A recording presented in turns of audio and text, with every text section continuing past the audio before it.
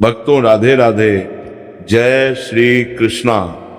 भक्तों आप सभी लोग जानते हैं कि 21 अगस्त 2026 यानी शुक्रवार को पड़ रही है सावन महीने की नवमी तिथि, जो बहुत ही खास है।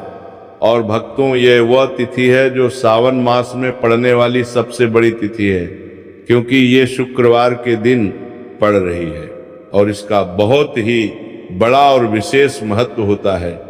पूज्य पंडितों और गुरुओं ने कहा है कि अगर कभी भी मौका लग जाए और सावन महीने की नवमी तिथि शुक्रवार को पड़ जाए तो आप लोगों को 2 लौंग का उपाय तो अवश्य ही करना चाहिए। इन दोनों का संयोग बहुत ही कम आता है। इसी के साथ में पंडितों और गुरुओं ने अपनी शिव पुराण कथा में बताया है कि इस दिन आपको 2 लौंग का उपाय तो आपको अवश्य ही करना चाहिए, क्योंकि ऐसा दिन पूरे साल में सिर्फ एक ही बार आता है। और भक्तों आप सभी लोग जानते हो कि शुक्रवार नवमी का अगर सबसे बड़ा कोई उपाय है तो वो 2 लौंग वाला उपाय है।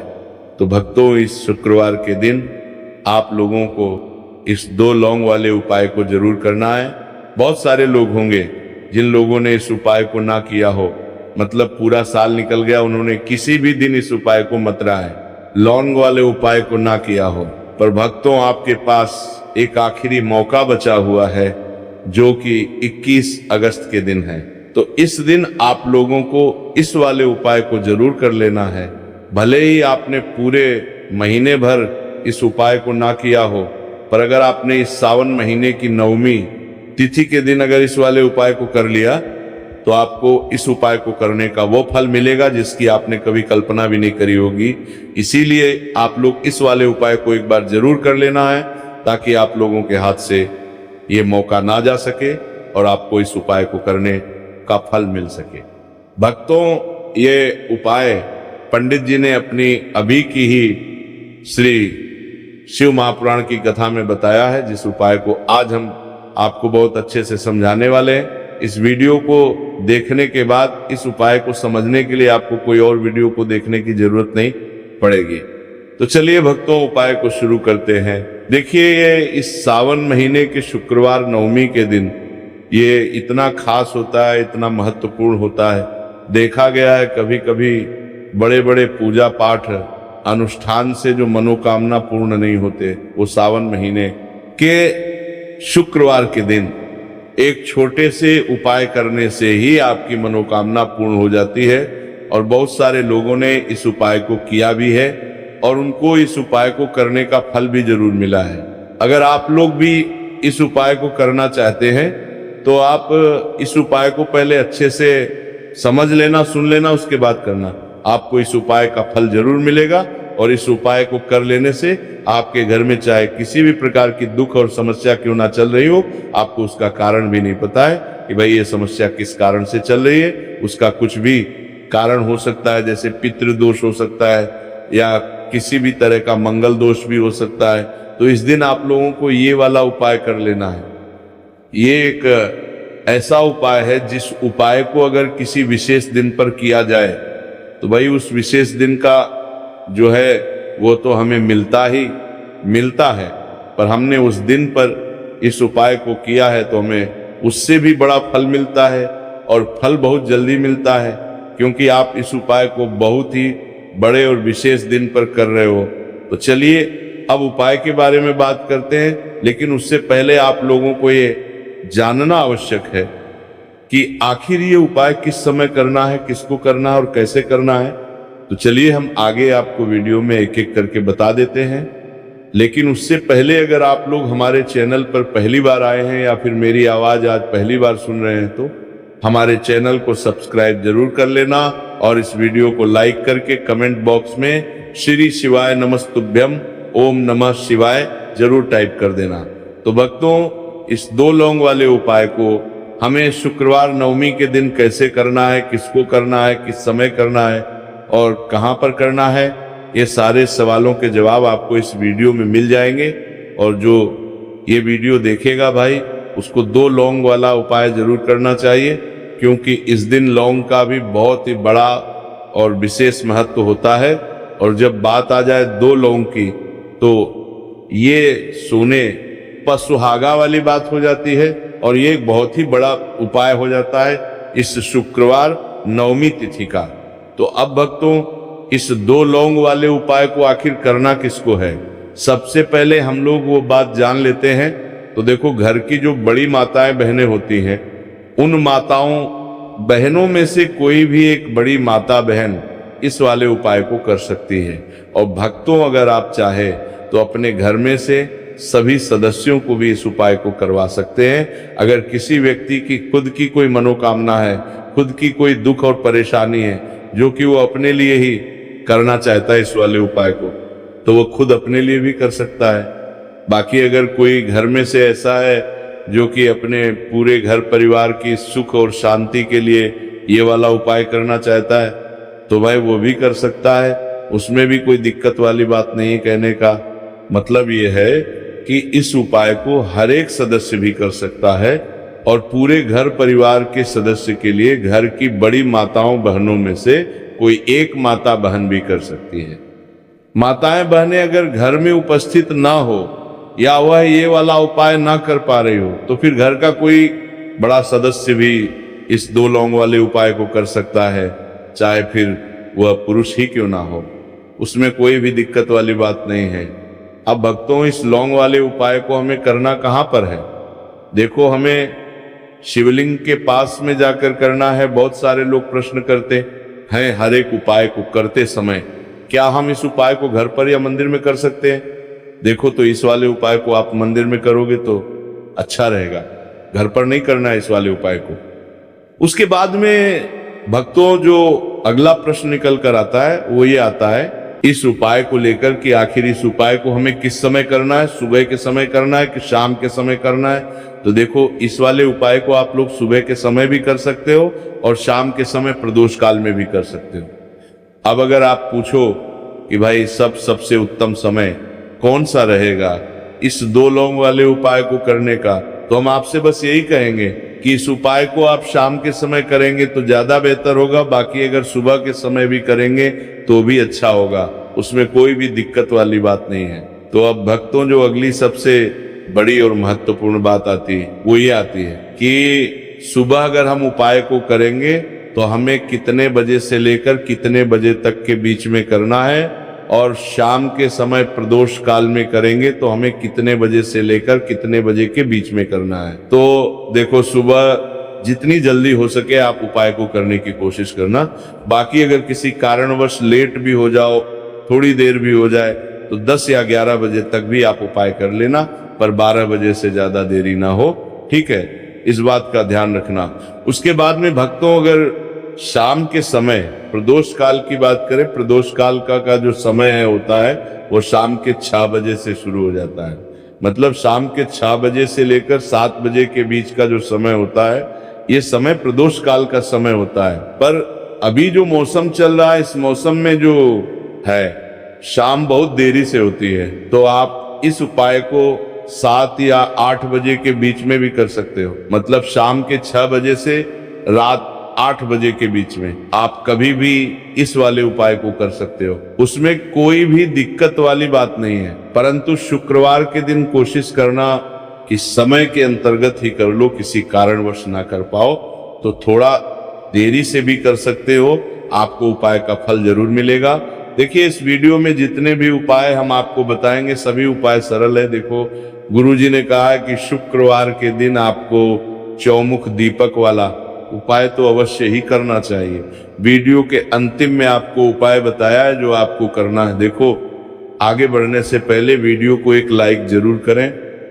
देखो, सबसे पहला उपाय, यदि आपके जीवन में कर्जा बहुत अधिक है, आपके जीवन में संकट बहुत अधिक रहते हैं, आपके ऊपर बहुत अधिक विपदा आ रही है, बार बार आपको अपने व्यापार में और अपने धन में हानि देखने को मिल रही है, यानी कि आपको प्रत्येक कार्य में हानि हो रही है, तो आपको ये उपाय करना चाहिए। देखिए, इस उपाय के लिए आपको मात्र 1 लौंग का जोड़ा लेना है, यानी कि 2 फूल वाली लौंग लेनी है।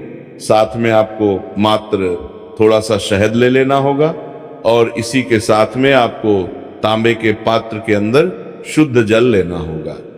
अब देखिए, इन सभी सामग्रियों को लेकर के आपको भगवान शिव के मंदिर में पहुंच जाना है।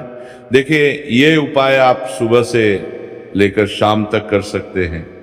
तो सबसे पहले तो आपके पास जो 2 फूल वाली लौंग हैं, उन्हें आपको शहद के अंदर अच्छे से डूबना है, यानी कि दोनों लौंग पर आपको अच्छे से शहद का लेपन कर देना है। अब आपको जो आपके पास 1 लोटा जल है, सबसे पहले तो उसे शिवलिंग पर धीरे धीरे समर्पित करना है और श्री शिवाय नमस्तुभयम इस मंत्र का जाप करते हुए समर्पित कर देना है। अब आपके पास जो 2 फूल वाली लौंग है शहद से, उसे आपको शिवलिंग पर अर्पित करना है और आपको प्रार्थना करनी है कि जीवन में जो रोग की स्थिति है वह समाप्त हो, जीवन के जो संकट और समस्याएं हैं वह सभी समाप्त हो, जीवन से जो कर्ज की समस्या है वह समाप्त हो। इस प्रकार से प्रार्थना करते हुए ये जो 2 फूल वाली लौंग ही शहद संयुक्त, इससे आपको शिवलिंग पर अर्पित कर देनी है। आपकी जो भी समस्या होगी इस शुक्रवार के दिन अवश्य ही समाप्त हो जाएगी। तो इस प्रकार से आपको पहला उपाय करना है। अब हम बात कर लेते हैं दूसरे उपाय के बारे में। देखो, ये उपाय आपके लिए सर्वश्रेष्ठ होने वाला है। देखिए, इस उपाय के लिए आपको मात्र 5 हरे मूंग के दाने आपको साबुत लेने हैं, खंडित नहीं होने चाहिए। इस बात का ध्यान रखें। और इसी के साथ में आपको एक तांबे के पात्र के अंदर अपने घर से शुद्ध जल ले लेना है। अब भक्तों, इन सभी सामग्रियों को लेकर के आपको सीधे पहुंच जाना है भगवान शिव के मंदिर में। देखिए, इस उपाय को भी आप सुबह भी कर सकते हैं और शाम के समय में भी कर सकते हैं। देखिए, भगवान शिव के मंदिर में पहुंचने के बाद आपके पास जो 5 हरे मूंग हैं, उनमें से पहला जो हरा मूंग है आपको शिवलिंग के सामने जो नंदी महाराज होते हैं और उनका जो पैर उठा हुआ होता है, वहां पर आपको पहला हरा मूंग समर्पित कर देना है और आपको ओम नमः शिवाय इस मंत्र का जाप कर लेना है।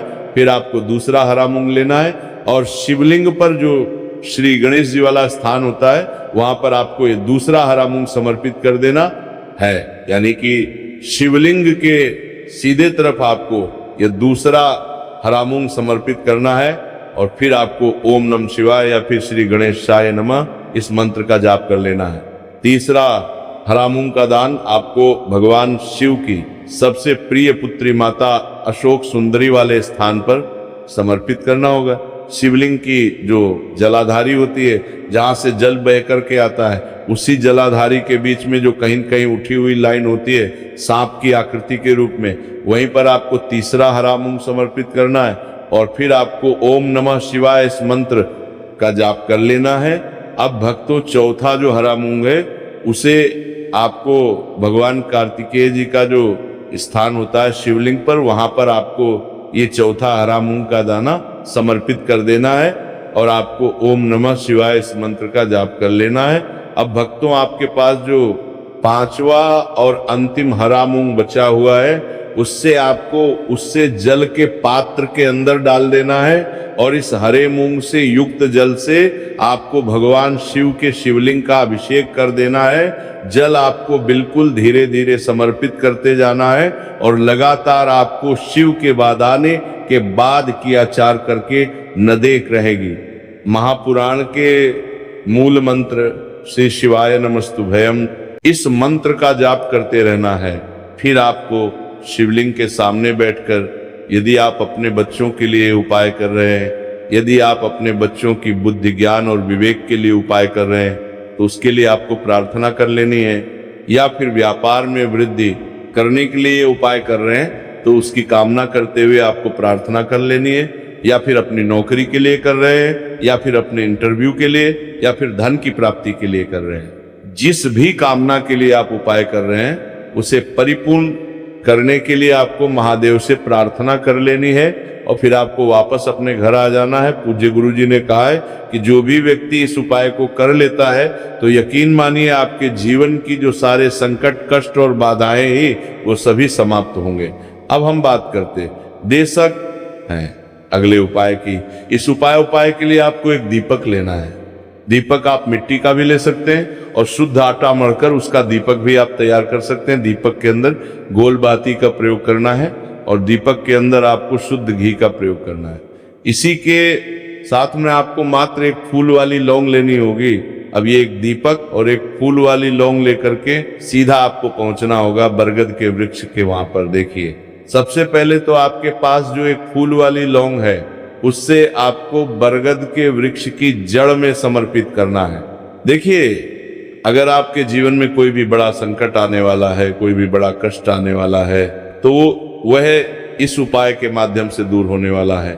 महादेव की विशेष कृपा रहेगी कि जो भी संकट आपके जीवन में आने वाला होगा वो भी दूर हो जाएगा। तो आपको एक लौंग समर्पित करनी है बरगद के वृक्ष की जड़ में, और वहीं पर आपको जो है गोलबाती व दीपक जो आप लेकर के गए हैं उससे भी वहां पर प्रज्वलित कर देना है। देखिए, जब भी आपको जीवन में इस साल लगने लगे कि आपके जीवन में कुछ भी अच्छा नहीं चल रहा है, तब भी आपको कोई उपाय करना है। तो इस प्रकार से आपको ये उपाय करना है। अब हम जान लेते हैं चौथे विशेष उपाय के बारे में।